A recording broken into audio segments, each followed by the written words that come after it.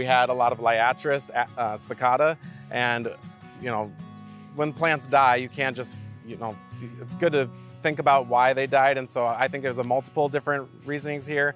I heard from the stewardship that there's a lot of mice in the winter here, so they love to eat the corms of the Liatris, so that's one reason they died. And then I also think the soil might have been a little too rich and maybe wet in the winter, and that could have also killed some of them. And so, that stewardship communication is very important, and so that helped us with some of our intel of how some of these plants were doing.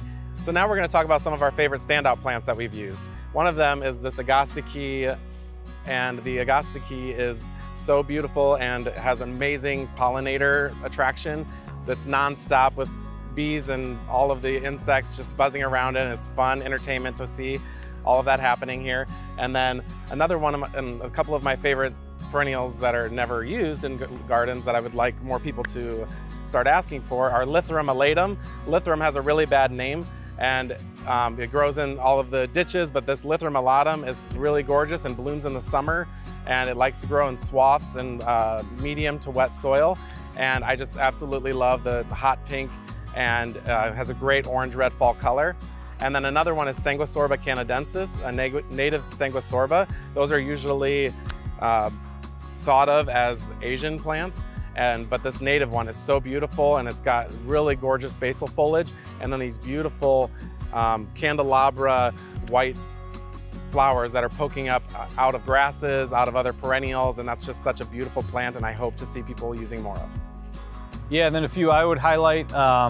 One is Euphorbia correlata, flowering spurge, which is this, just very dense white flower that blooms for a very long time, great for pollinators, and just a really nice texture. Monarda punctata, which is spotted mint or spotted bee balm, depending on your common name.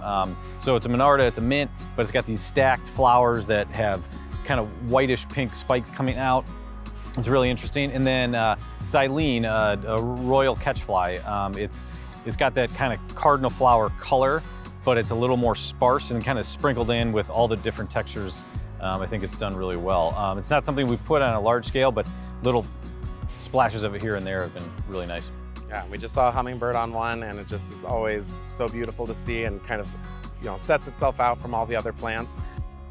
Yeah, so overall, we're really happy with how things have turned out. Obviously, we're continuing to kind of steward and monitor and edit, but again, we're just kind of tweaking things here as we go, and it's been a fun project to continue to work with Austin on and kind of see these things evolve.